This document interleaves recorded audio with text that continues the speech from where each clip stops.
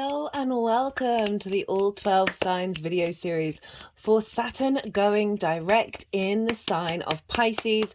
This happened on the 4th of November. It's part of a longer cycle. Won't go retrograde until the 29th of June next year.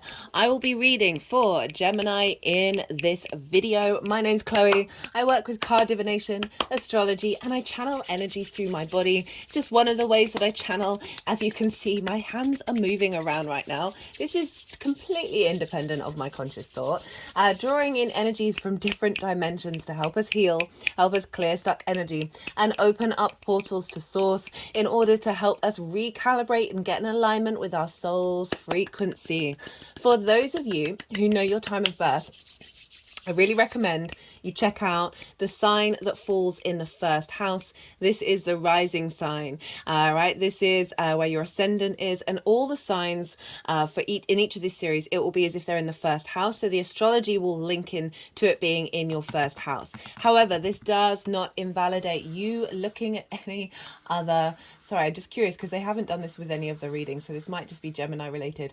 The movements with the cards doesn't invalidate you looking at any other part of your chart, perhaps looking where your Saturn is. That could be a really good one because we're dealing with a Saturn transit. Just look to that sign, look to where it falls in your chart, what houses it's in, and the themes of that house, and apply those themes to the messages that come through. It's as if that sign has now moved to the first house, but with everything that's going on in your natal chart. Right, I'm going to leave it at that, and I'm going to kickstart with Gemini. Gemini rising. How you doing, Gemini? For those of you tapping into the Gemini energy and it doesn't fall in your first house, look to the house that it does fall in your natal chart. Look to the themes of that house and apply those themes along with the meanings of any planets you have there or astrological points to the messages that come through. It's as if that Gemini energy, with all of the connotations of your natal chart, have now moved to the first house. Right, I am pulling cards for 3 different piles in relation to this Saturn direction movement forwards. So the first pile, that's a mouthful of me saying Saturn direct. The first pile is the energy of the retrograde phase. So that was from the 17th of June until the 4th of November, and it's kind of been showing up what people have been working through, and then where you're at with that retrograde. The second pile is the energy that has been downloaded on the 4th of November when Saturn stationed direct. So see, this is an energetic blueprint. When planets station either retrograde or direct, they're very, very powerful. So it's the energy of that direct motion that's sort of imprinting into your energetic field, and then how that's gonna then unfold, right? It's gonna start to get embedded and integrated. And then the third pile is how all of this energy is going to manifest moving forward. So those are the 3 piles. I just want to mention in the description box, there is a link to the playlist for Saturn. There are 2 all 12 signs series linked into Saturn being in Pisces in that playlist. The first one is for Saturn in when it ingressed in March into the sign of Pisces, and in a lot of the introductions with each of those signs, I bring out the major themes: Saturn in Pisces, Saturn with Neptune, Saturn with Jupiter, because traditionally Jupiter rules Pisces, and that's the framework that I use.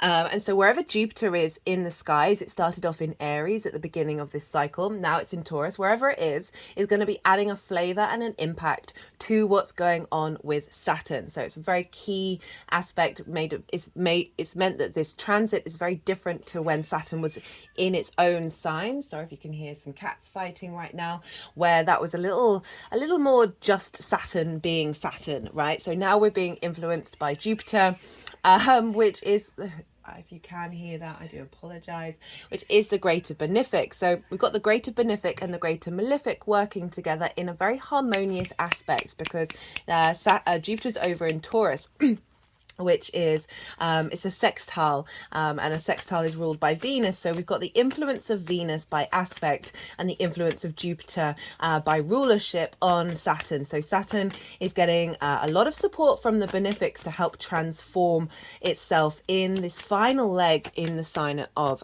Pisces.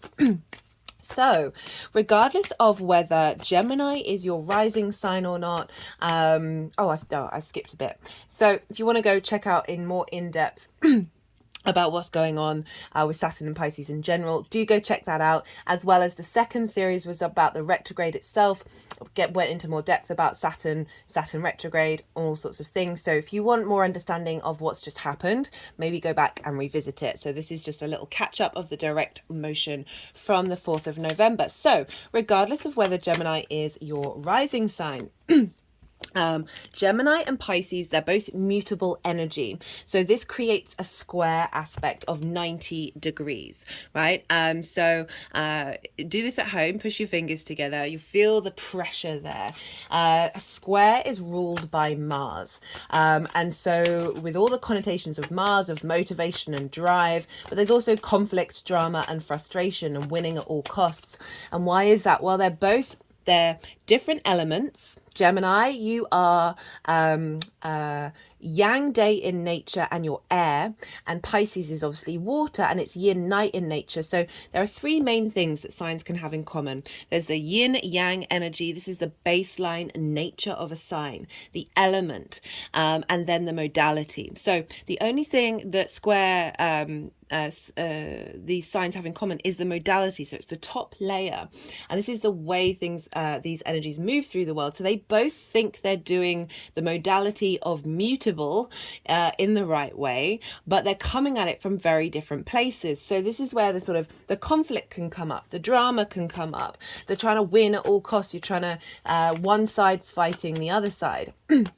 If these things come up, please bear witness to them and realize these are just lessons for you to figure out what fight are you going to stand up for, what competition needs to be in your embodiment. Is it with a healthy competition with yourself to grow and expand and be curious, or competition with others where you're trying to win at all costs and disregarding the impact that you're having on another human being, right? These are all things to navigate and work out. Frustration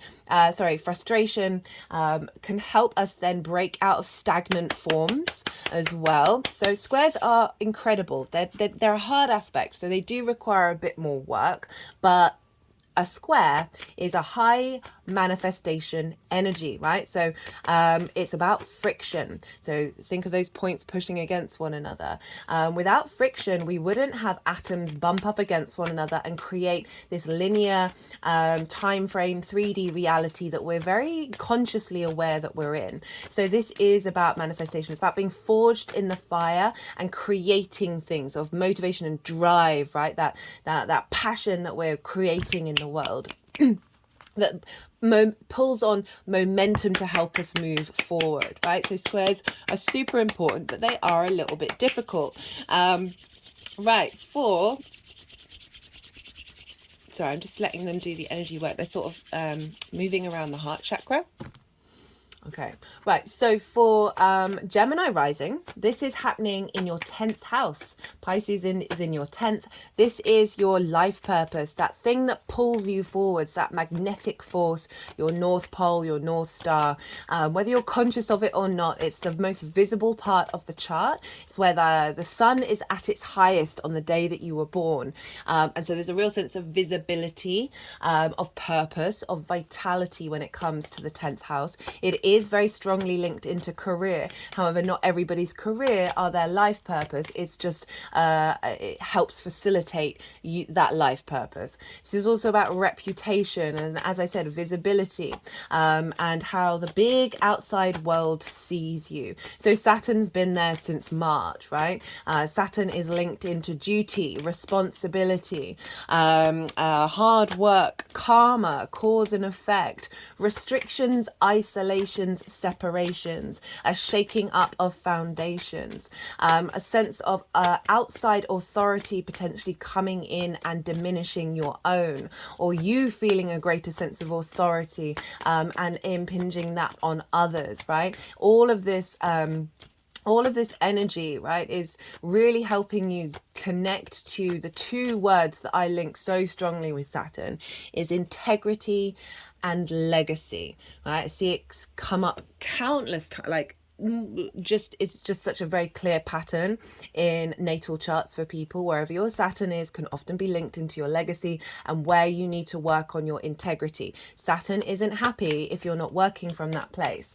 Just got a little nod in agreement. That it's really asking you to go within and figure out your foundational space. So Saturn can come along, bring up some disruptions, bring up a sense of questioning of authority, whether it's questioning your authority or you're questioning others, in order for you to really sit with that energy. And that's what all these tests that have come up with the direct motion, we spent in with the retrograde revisiting and going over it and really distilling it. And so Saturn in the 10th can give you a stronger motivation and drive in regards to your responsibility, your duty, and your desire to put the hard work into your life purpose, into your career. But at the beginning of a transit, Saturn will always bring up restrictions around that in order to test your commitment of whether you're walking your talk. My right foot toes are wiggling again. This happened, I think, in the Cancer video as well, the right foot. If anybody has any intuitive understanding of that, do put it in the description box. The right foot, I see, my brain doesn't quite work in normal ways. Like I've got cross-lateral thinking, so I get quite confused with my left and right. So I'm trying to think about the metaphysical meanings behind the right foot. Anyway, as I said, post in the comments if you know. What was I saying? So there may have been test your commitment, stress testing, foundational structures, and seeing which ones fall away. So the ones that fall away are the ones not serving you for the next 30 years, because Saturn isn't going to be in Pisces for another 30 years. It's a longer term cycle. Saturn wants you to be able to walk with integrity in your own authority, right? So this is where the questioning and the going over and the revisiting and putting in the hard work to sort of figure that out and understand the cause of effect and effect of things, of not only the cause and effect of the outside world, but you on the outside world as well.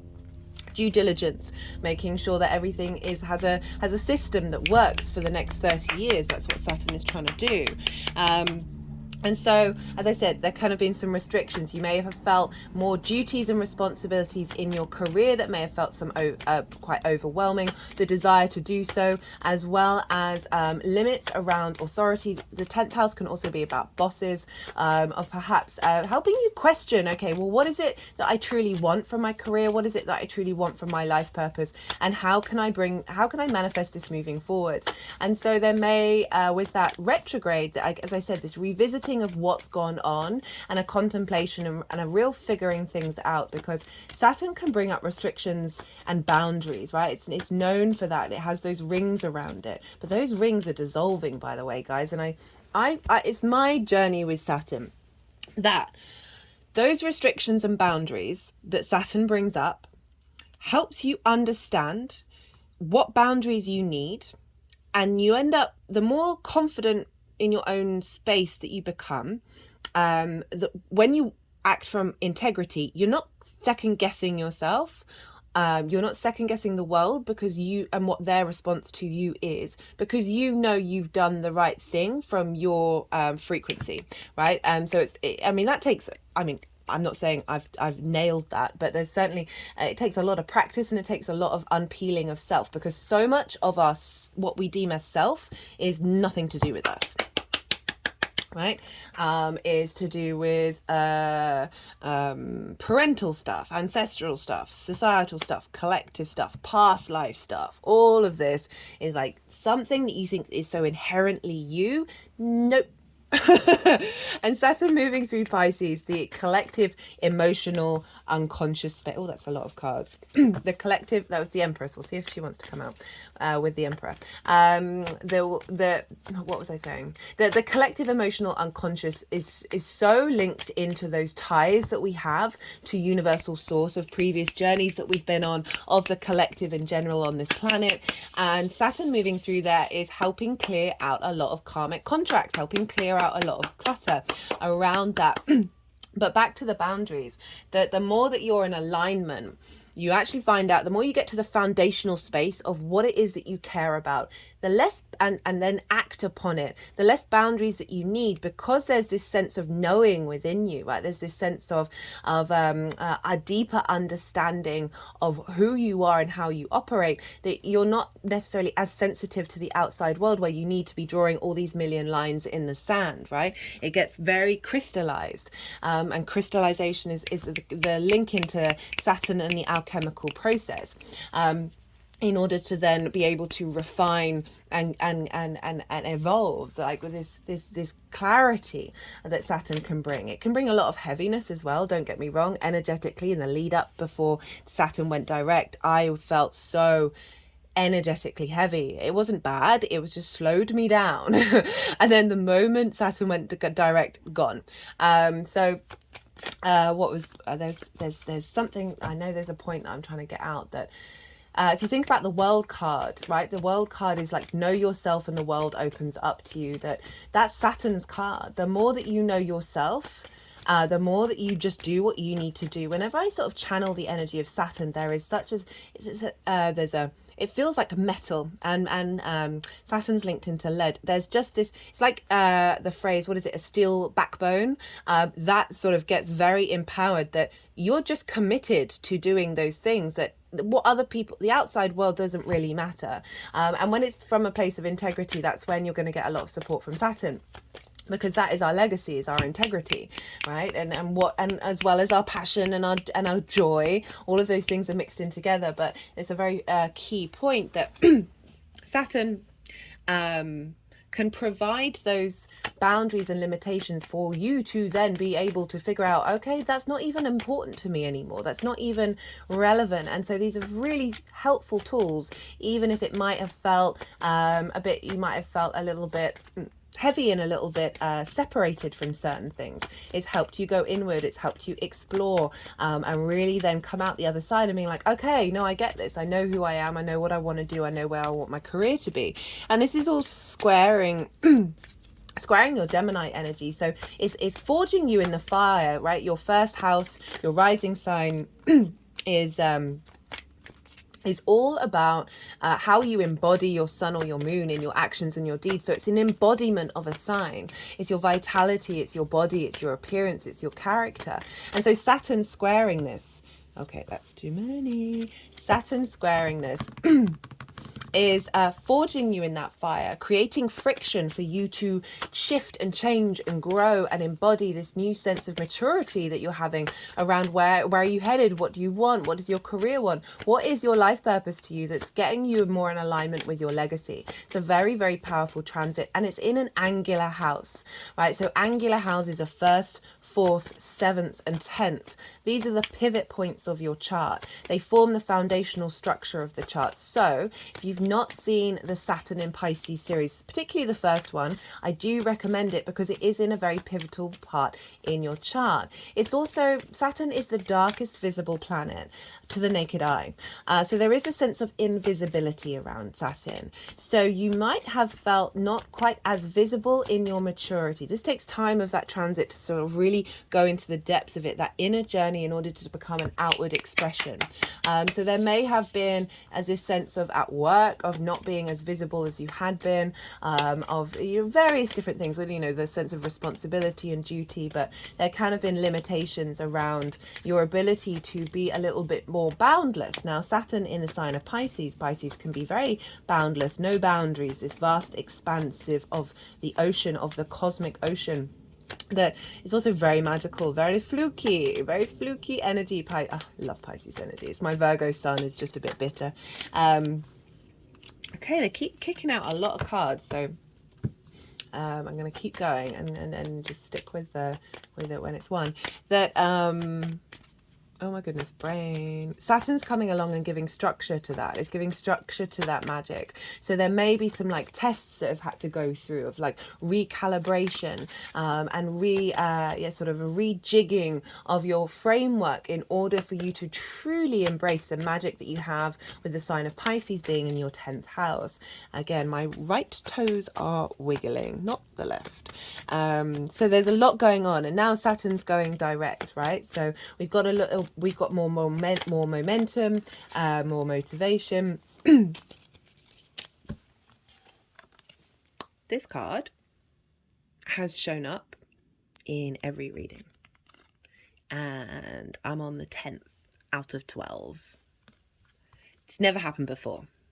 Never happened before in these transits so far in my transit reading. So just wanted to let you know. You've also got 3 aces, Gemini. So whew, like this a lot. What was I saying? Oh, the direct motion. So now there's more implementation of those structures, of what you've learned, of this sense of growing maturity and responsibility and being able to step up to it now that you've cleared out a lot of stuff in the unconscious mind. Pisces is very much linked into the unconscious mind, of clearing up a lot of clutter, as I said, that isn't necessarily connected to you, that's then freeing you up to be able to tap into your legacy. Spine's just gone very straight while I said that. And then finding the maturity to implement your integrity. That can be really difficult because we can get in social situations where even though you know something's right, that there's like a level of conformity that can kick in. And I just feel Saturn in general in the 10th is helping clear away those boundaries, those limitations around us being able to express ourselves in a collective way without fearing and feeling that we're going to get kicked out of the tribe.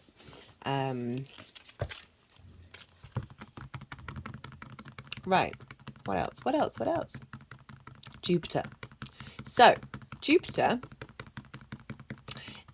rules Pisces, and whatever's going on with the ruler of a sign is impacting the signs that it rules. So wherever Jupiter is going to be having an influence on Saturn. And Jupiter is currently in your 12th house, Gemini rising. So this is the hidden house, the house of mysteries, right? This can be this is a difficult house, right? This is our unconscious. This is also the unconscious mind. This is one of the reasons why a lot of in modern astrology, they apply Pisces to the 12th house. That's not part of my practice, but it's like it's the sort of the mental constructs of who you are, right? And a lot of anxiety, depression, isolation, grief, and loss can come about with the 12th house, right? This is a going inward house of exploring who are you, right? And so often, like our trauma responses and our limiting beliefs can be found there. And that's what creates the anxiety and the depression, right? So even if it's not necessarily in this lifetime, it's come from, in my opinion, previous lifetimes. That this can be a space where we can find it quite difficult to access because it's hidden, right? It's the hidden house. And that it can be very private to us, but also not necessarily integrated in the rest of the chart. I always recommend integrate your 12th house. It's difficult, but try your best, because that means that everything else becomes integrated, right? If there's some underneath all those trauma responses and limiting beliefs is magic, is your soul's magic. It's a very magical house. Think of the occult, the unseen, that which is hidden, right? That which isn't tangible but is still very real. So Jupiter's moving through there. Now, Jupiter moving through the 12th, wonderful transit. This is really facilitating help growth and deepen, understand wisdom and expand your unconscious mind beyond trauma responses and limiting beliefs. Finding the wisdom in those difficult areas and being able to break out of those limitations. Find some cohesion, like being able to connect the dots and find empathy and compassion for whatever it is that you may be feeling or doing. There's also an expansive energy in regards to the magic of your soul. I think it was the Jupiter transit series in Taurus. The Gemini reading that I did for that, I think I cried in that one. Again, Jupiter's got its own playlist if you want to go check that out as well. That will just add on a depth of understanding of what Jupiter's trying to do and how that's impacting Saturn. So the unconscious space with your 10th house, so blocks around limiting beliefs and trauma responses in regards to your career and where it's headed and what it's doing are getting cleared out, are being facilitated and expanded and transmuted and understood during this process, as well as activating. I believe we're all channelers, all healers, all intuitives, right? That it's across the board, it's part of the human condition, that Jupiter moving through the 12th is able to expand that energy, right? In Taurus, a tangible pleasure area of your life, right? Very loyal, very committed energy. Your personal experience in the 3D world may have been blocked from you, finding joy in that, right? And so Jupiter's opening up that space of joy that is then going to help like fuel your desire to like be visible or go out in the world, whatever it is. It doesn't have to be out in the world, like your life purpose, and find that the missing pieces, if you're not sure what that is, of Jupiter being in the 12th, the missing pieces that then activate expansion in the 10th.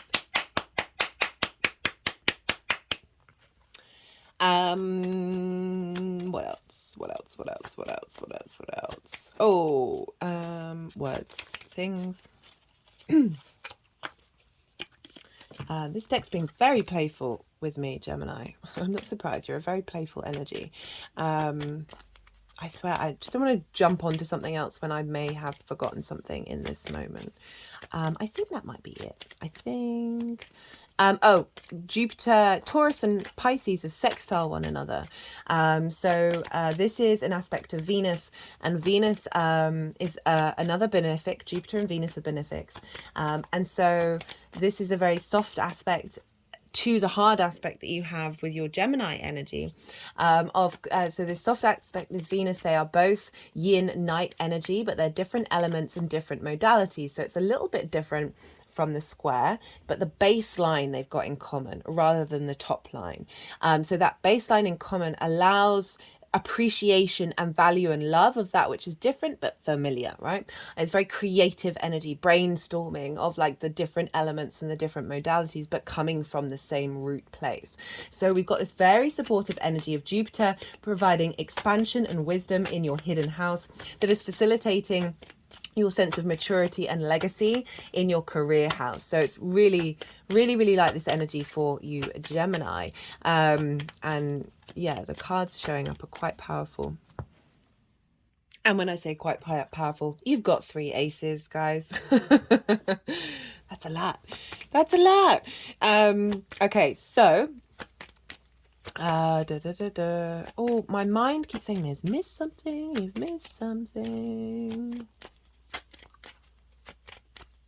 Oh, that's it. Right. So in a retrograde cycle, there are 3 transitions. Okay, so we've had the shadow when Saturn went direct, but over the degrees it's going to retrograde over. We've just finished the retrograde phase where it stopped and then went backwards. Now it's stopped again and now it's moving forwards. So it's often not until the planet goes beyond the degree it started the retrograde at that everything that we've been working in this cycle then starts to kick off and manifest, right? It all depends, like it can still be happening now, but often there is a sort of activation that happens when that planet goes into new territory, and that is on the 7th of February. So on the 7th of February, both Jupiter and Saturn are direct, and Saturn and Jupiter are 1 degree away from being exactly sextile one another. So this is a very supportive energy from the 2 outer visible planets to the visible eye. They are long-term cycle planets. Jupiter is 12 years, Saturn is 30 years. That they really want you, they're the last visible planets, but before the invisible, so sort of the galactic energies of the outer planets, and is combining with the deeply personal planets of closer into the solar system. But it's that legacy energy, it's that long-term cycles of really giving us very supportive, very creative, very appreciative energy between Saturn and Jupiter to help facilitate wherever you are on your journey, right? It's a soft aspect ruled by Venus, wanting to help you out when we get out the other side of this retrograde series. So that's just I just thought that was really powerful, that that's what's happening around the time when Saturn is finally moving away from the degree it retrograded over. So just wanted to mention that. I will put the date will be in the description box of the, all the dates actually, and the degrees, so if that's interesting to you. So now with this direct motion, we're moving, like, we may get potentially more tests of commitment to our legacy, but we've come out the other side of the retrograde, so we're able to sort of have a bit more perspective about what Saturn is trying to teach us, rather than the sort of the initial, oh my god, what's going on, because we're going over this territory again for the third time. So it's really being able to refine this and get that foundational space into a good standing order, right? In order for you to then have systems in place that are going to serve you for the next 30 years. And remember, this is a long cycle, right? So we've got a while yet before Saturn leaves Pisces. And as I said, the next retrograde is going to be on the 29th of June. So we've got quite a while before Saturn goes retrograde again. Always look to where your Saturn is. Well, always look to the planet of the transit, where that is in your natal chart, because that's going to bring in themes around your personal chart that that are potentially going to crop up. So that's going to add on. Whoa, that's going to add on a more personal understanding of what this transit looks like for you. Saturn is also leveling up your Capricorn and Aquarius energy, because that's in the same way that Jupiter, wherever Jupiter is leveling up the signs that it rules. And you have Capricorn in your 8th house of your give and take between you and the outside world's resources, and Aquarius in your 9th of who are you. So this sort of this depth of maturity around your career, and the responsibilities and duties you're putting in is potentially shifting the vibrational frequency of the give and take between you and the outside world to get more in alignment with that soul's purpose, right? That sort of life purpose, I should say, rather than soul's purpose, as well as you having a deeper understanding of who you are in the world, that 9th house, who you are in the universe, and really expanding that. Okay, right, we've had the Yang Day action side of the reading. All the stimulation, all the go, all the extrovert, all the information. And now, because they put the deck down, so all the cards have come out and I've pretty much said everything that I wanted to say. Now we're moving into the yin night side of the rest side, a little bit of the reading. So I'm going to go quiet. I'm going to soften my mind and let the energies, they're going to do some energetic work, move the cards around and then put them into the 3 piles. And then I'll come back round and I'll talk about the tarot. I call you to do the same. You just had loads of information. Just let that settle in your unconscious mind. Don't try and force it, and then just see what intuitive hits come up for you that you can link back into your own personal experience. So I will come back round on the other side of this, Gemini.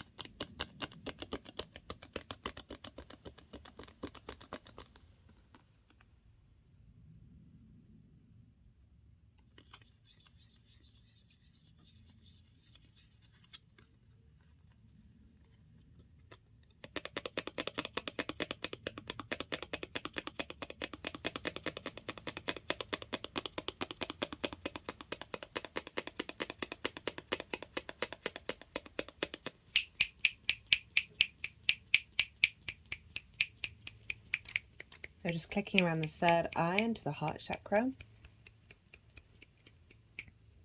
to the back of the throat and the front of the throat chakra, back to the throat, both of hands, to the heart chakra.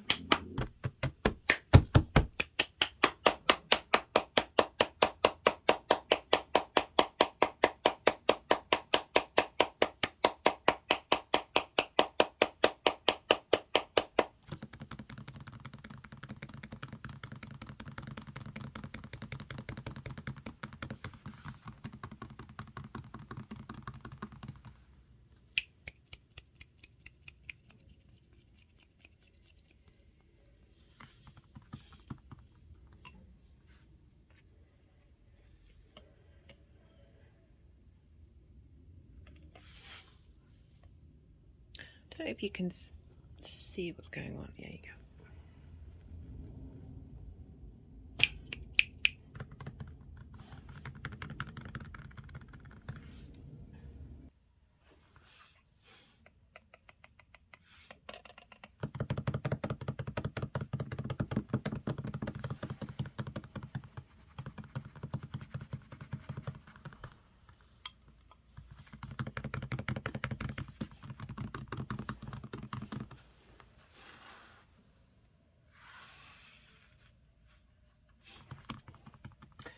Just been using a quartz wand and then a rose quartz point as well in this activation energy. Okay, so before I forget what was going on with the energies, it very much felt like they were linking up this mind with the horse, and the horse represents like the momentum, where you headed, where you going, that momentum and drive, the vehicle in which to get you to from A to B, that next location, right? So the direction, the understanding of the direction and where you're headed. And then it wanted to ground that energy, because this is a very fast energy, into the ground, and then took it to the Ace of Cups, which is this acknowledgement of through love, at Piscean energy, through unconditional love of self. This is when we're able to really find the clarity of where we're headed. Right, so for the lead up, this is the retrograde. What you been doing? What's been going on? We got the Nine of Swords, we got the Queen of Pentacles, and the Knight of Swords. So the Nine of Swords, this is, oh, that's reminding me, I know I'm all over the place, but I don't want to forget, because sometimes when you channel, like, that information doesn't always stay in your head. They really wanted to focus on these roses that are on the blanket of the Nine of Swords, and then bring in all of the roses here from the Queen of Pentacles onto this energy. So providing support through this, as well as putting the pentacle over the head, of really grounding this air energy, this very, like, you know, Gemini, your air energy, grounding this energy in this experience. Right, so Nine of Swords.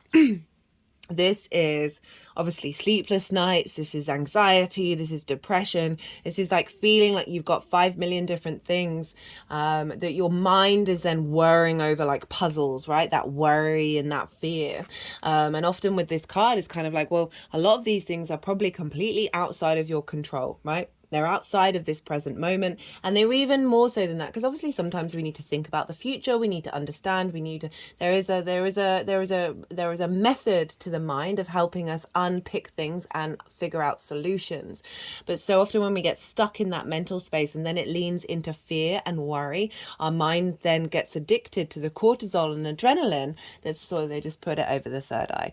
It gets addicted to the cortisol and adrenaline that you produce when you feel when you feel that worry, when you feel that fear. My third eye is now feeling really hot.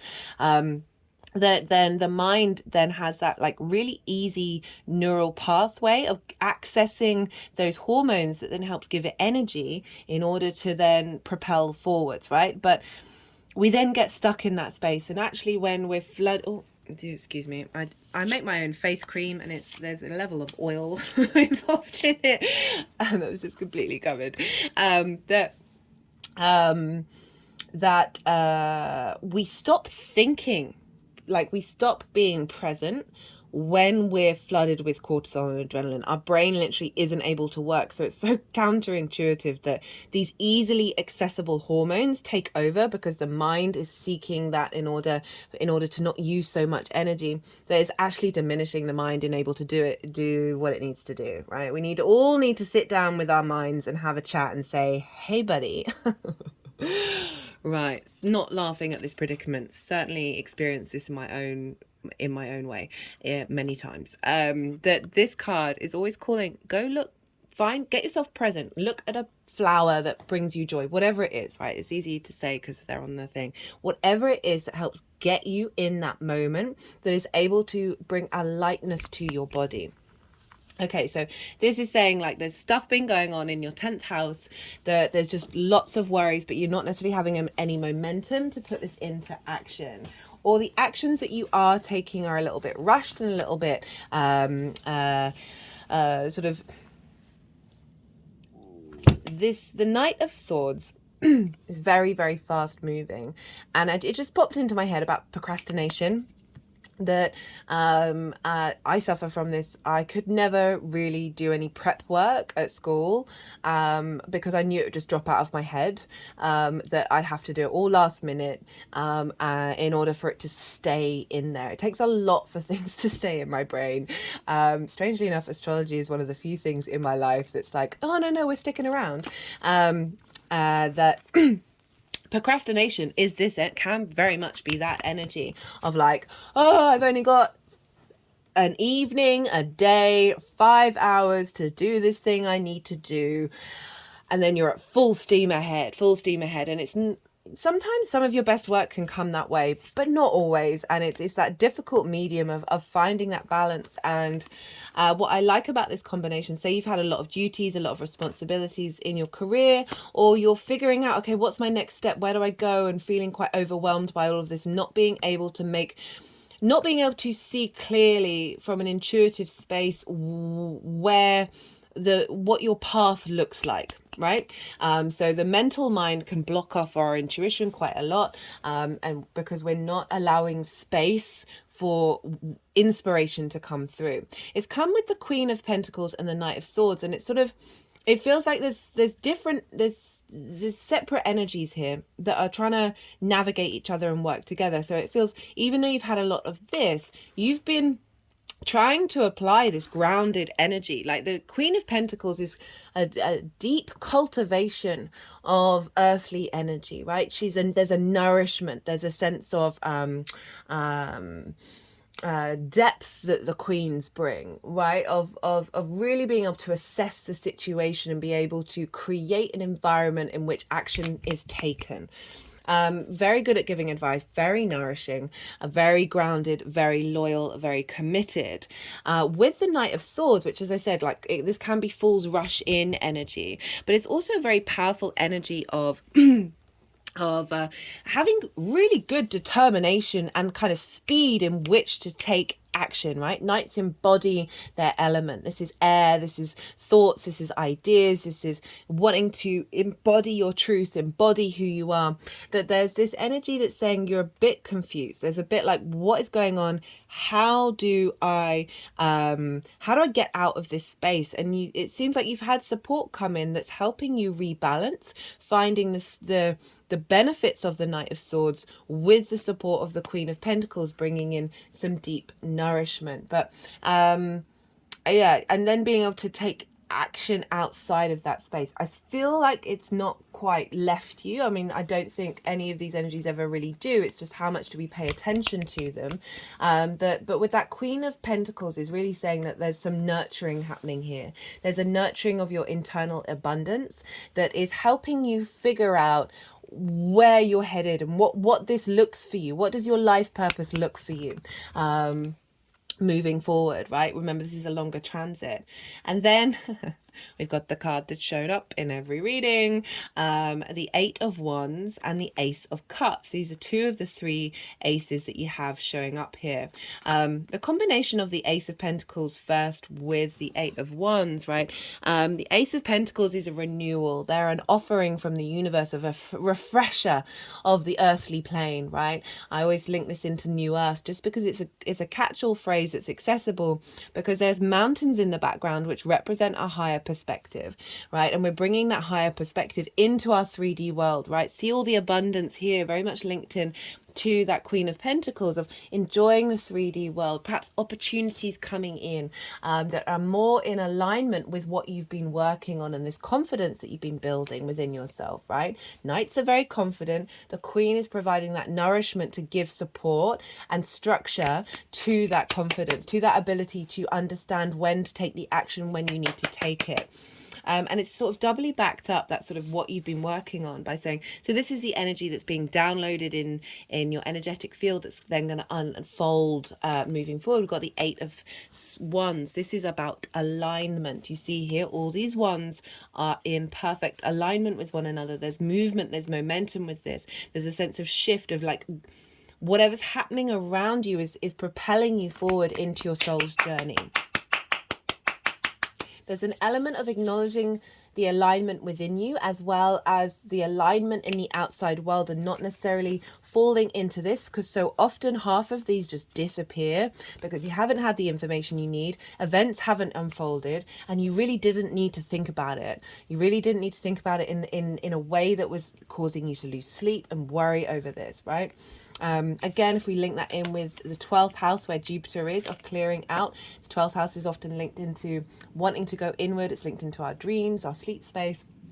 That there's a clearing out of a lot of that, that's getting you into realignment with this renewal, right? You've got the renewal on the earthly plane of being able to feel good in the 3D world with a 5D perspective, along with the Ace of Cups, which is, you know, a renewal, right? Cups energy, this is Pisces, this is water, right? A renewal and abundance, this peace coming in, right? There's a dove of peace here, of allowing your cup to overflow. This is what's being brought into you, that you are then able to have the space, the emotional space, the emotional creativity to create in this world, right? However that looks for you in terms of your career and your life purpose.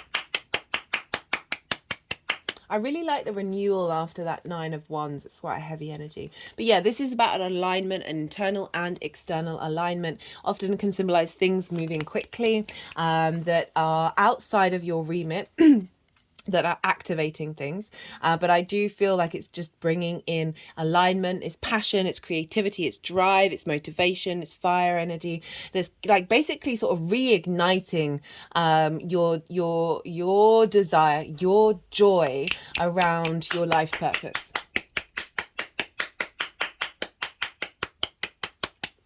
Love it, love it. Powerful stuff. How is this energy manifesting moving forward? Well, we've got quite a lot of fire going on here. We've got the Ace of Wands and we've got the Emperor.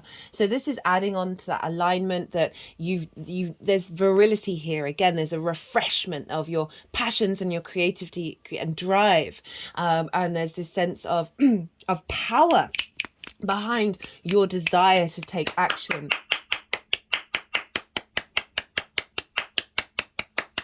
And with the Emperor is a sort of a culmination of these cards, right? Of this knowing yourself, knowing your inner sovereignty, knowing your own inner divinity. The Emperor is the King of Kings. It's got to this position because of the wisdom and the clarity of taking action, right? It's a very action orientated card. It's Aries, which is your hopes and your dreams, your friends, groups and alliances, right? So getting this energy in alignment with your hopes and your dreams, of having the confidence to not worry about things that are beyond your control, to not worry about the actions that you've taken or not taken, that what path are you on, like that second guessing and that questioning and that very Nine of Swords energy. The Emperor's coming along and saying there's an innate sense of confidence that's going to be instilled, where you're going to be able to take the actions that you need to do in order to bring about this energy of the Emperor in your career house, right? This sense of authority, right? Very much about authority, Saturn, but in an integral way. It's not about diminishing other people's power, but sometimes it's just like facts are facts. This is what should be done. There is really no arguing with it. You stating these things is not diminishing other people's ideas. It's just like, well, here's the truth as close as I can get to it. What are we going to do with it? This seems like a good plan. Let's put that into action. You know, we can all be leaders in a group, right? I'm very much of the idea. I'm not a fan of hierarchical structures. I'm quite rebellious against authority unless I agree with it. I feel like anyone who's in a leadership role, whether this is you or someone in your, like the 10th house can be about bosses, that it's distorted when they feel superior.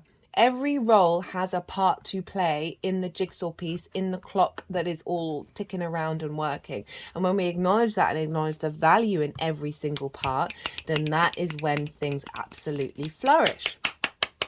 You see it in companies now that are really trying to instill that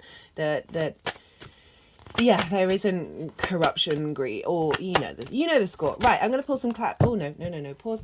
Right.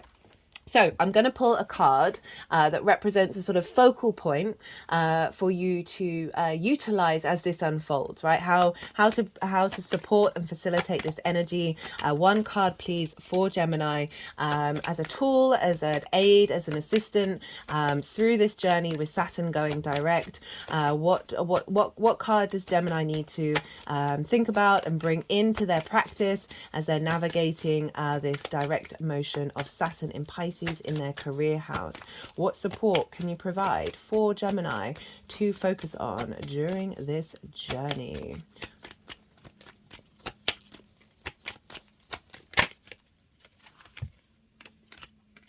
We've got the Magician. This is one of your cards, Gemini, because this is the Mercury card and you're ruled by Mercury.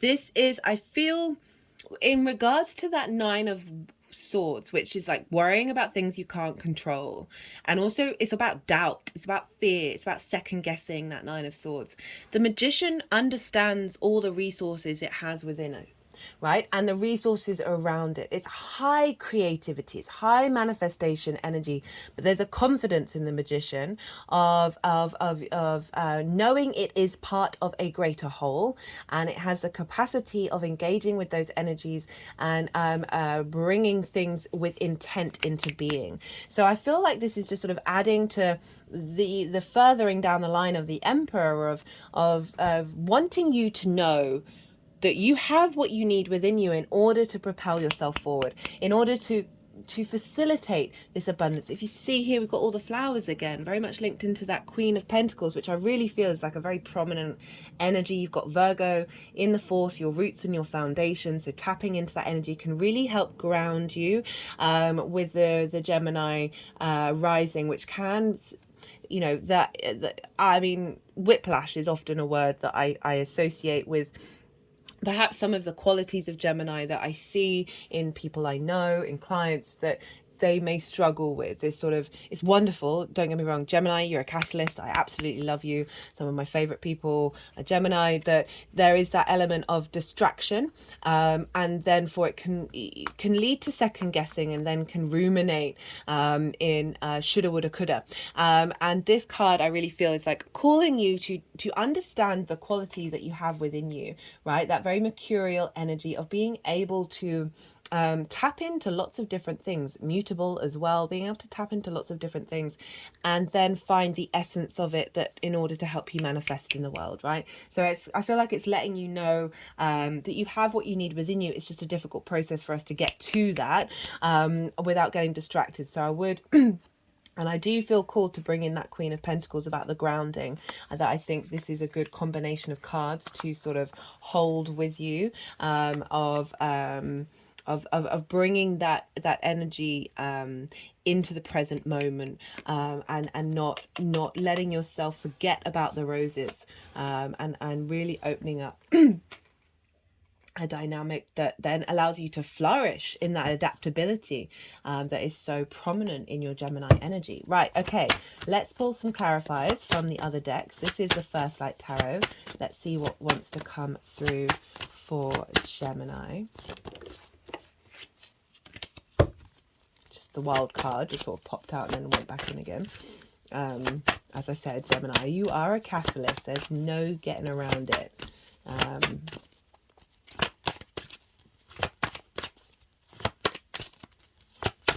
And I do often recommend just grounding for a lot of the air signs as well as fire signs, but the air signs in particular. It just feels like that there's a need for a sense of a container and a vague sense of limitations in order to then break out of those. But there still needs a sense of a minute sense of structure in order to then get creative. So if you think about the magician, let's think about the magician of a routine a magician might do in order to sort of connect to those resources. So you might want to sit in meditation and sit with that acknowledgement of you have everything within you, and then ask what wants to come forward, what energy wants to come forward, what's it trying to tell you, and then work with that energy, perhaps for a week or a day or a month, whatever it is you want to look like, an hour, and then understand that you have the capacity to tap into that, to sort of give you a sense of stability in the ups and downs in the world. Okay. So got 3 cards that wanted to come out. We've got the World card. This is Saturn's card. This is the first time the World card has come up. We've got the High Priestess and the Magician, right? Hidden powers, reflection of ideas, knowledge. Thinking about the hidden powers in your 12th house that are being activated as well. So that's why I think meditation might be a good idea, even if it's for a couple of minutes of just tapping in. Creativity, illusion, power, performer, right? The Magician, like in knowing your own inner power, and that how that comes from a very creative place. The World, renewal, rebirth, reincarnation, celebration. The World card for me is the more you know yourself, the more that the world opens up to you, and that's a really powerful combination of cards to come out, especially as we've also got the Magician already. So sort of doubling down on perhaps tapping into the Magician energy when you feel depleted, right? And sort of embody that Magician energy and that manifestation space. But I like with the High Priestess as well, because the High Priestess knows there's a sense of got synchronicities as I'm talking about the High Priestess. The High Priestess knows innately. It's like the higher self embodied in its vessel of, you're drawing towards you the things that you need, and not second guessing and not questioning things. So again, this is this depth that's coming in, the sense of maturity with your understanding of your own integrity, of like trying to break out of old formats that have cause you questioning things, when inherently you are the catalyst that is both creating and bringing things towards you at all times. But I would, again, that grounding, that meditation, when you perhaps have questions, when you're unsure, before taking that action, give yourself a little bit of space. Perhaps go for a walk as well, and then see what synchronicities happen when you're thinking about things. So you got the synchronicity card, which is, again, it's combining with the alignment. When we're in alignment, that's when we see double numbers. That's when we hear the lyrics of a song that we've just heard in our own head, right? That it's not really about the numbers themselves, although you can add layers onto that, or what else the synchronicity is representing. It's just the fact that there's a synchronicity, because that implies you're co-creating. So that's a really good sign and symbols to see what's resonating with your soul. Okay, Gemini, I'm gonna leave it at that. Oh, you've been the longest one so far. I hope you enjoyed this reading. I certainly did. If you did, don't forget to hit that like button. Feed the algorithm. Sorry, I'm being a bit ridiculous today. Be good to yourselves, Gemini. Be good to those around you. I said be good to yourselves. Interesting with the duality and the twins. Be good to yourselves, Gemini. Be good to those around you. And most importantly, be well until we meet again.